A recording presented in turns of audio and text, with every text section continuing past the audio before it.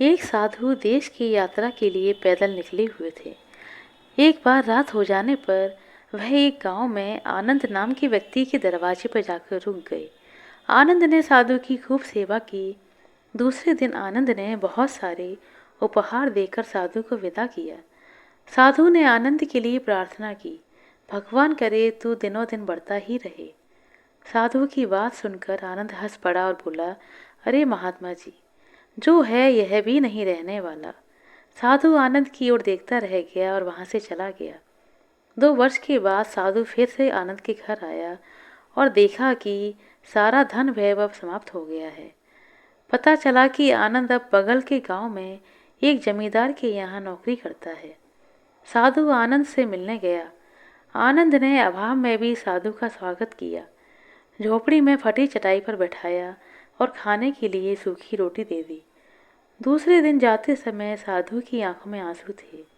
साधु कहने लगा, हे भगवान, ये तूने क्या किया? अब आनंद पुनः हंस पड़ा और बोला, महाराज, आप दुखी क्यों हो रहे हैं? महापुरुषों ने कहा है कि भगवान इंसान को जिस हाल में रखे, इंसान को भगवान का धन्यवाद करके खुश रहना चाहिए। समय सदा बदलता रहता है और सुनिए, यह भी नहीं रहने वाला। साधु मनी मन सोचने लगा, मैं तो केवल वेशभूषा से साधु हूँ, लेकिन सच्चा साधु तो तू ही है आनंद। कुछ समय के बाद साधु फिर यात्रा पर निकला और आनंद से मिला तो देखकर हैरान रह गया। अब आनंद जमींदारों का भी जमींदार बन चुका था। मालूम हुआ कि जिस जमींदार के यहाँ आनंद नौकरी करता था वह संतान विहीन था और मरते मरते अपनी सारी जायदाद आनंद को दे गया। साधु ने आनंद से कहा, अच्छा हुआ वो जमाना गुजर गया। भगवान करे कि अब तू ऐसा ही बना रहे। यह सुनकर आनंद बहुत जोर से हंसा और बोला, महाराज, अभी भी आपकी नादानी खत्म नहीं हुई। साधु ने पूछा, क्या यह भी नहीं रहने वाला? आनंद ने उत्तर दिया, हाँ, या तो यह चला जाएगा या फिर इसको अपना मानने वाला ही चला जाएगा, क्योंकि कुछ भी नहीं रहने वाला। और अगर शाश्वत कुछ है तो वह है परमात्मा और उस परमात्मा की अंश आत्मा। आनंद की बात को साधु ने गौर से सुना और चला गया। साधु कई साल बाद फिर लौटता है तो देखता है कि आनंद का महल है, लेकिन उसमें कबूतर गुटर गू कर रहे हैं और आनंद का देहांत हो चुका है। बेटियां अपने अपने घर चली गई हैं और बूढ़ी पत्नी कोने में पड़ी रहती है। कह रहा है आसमां, यह समा कुछ भी नहीं।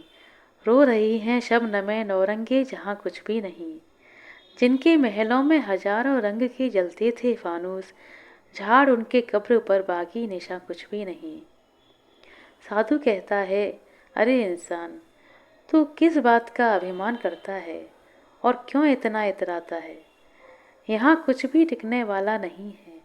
चाहे दुख हो या चाहे हो सुख, कुछ भी सदा नहीं रहता। तू सोचता है कि पड़ोसी मुसीबत में है और मैं मौज में हूँ, लेकिन सुन, ना तेरी मौज रहेगी और ना ही पड़ोसी की मुसीबत हमेशा रहेगी। सदा तो उसको जानने वाला ही रहेगा, वो है परमात्मा। सच्चा इंसान वो है जो हर हाल में खुश रहता है। मिल गया माल तो उस माल में खुश रहते हैं और हो गए बेहाल तो उस हाल में खुश रहते हैं। अब साधु कहने लगा, धन्य है आनंद तेरा सत्संग और धन्य है तेरा सतगुरु। मैं तो झूठा साधु हूँ, असली फकीरी तो तेरी जिंदगी रही।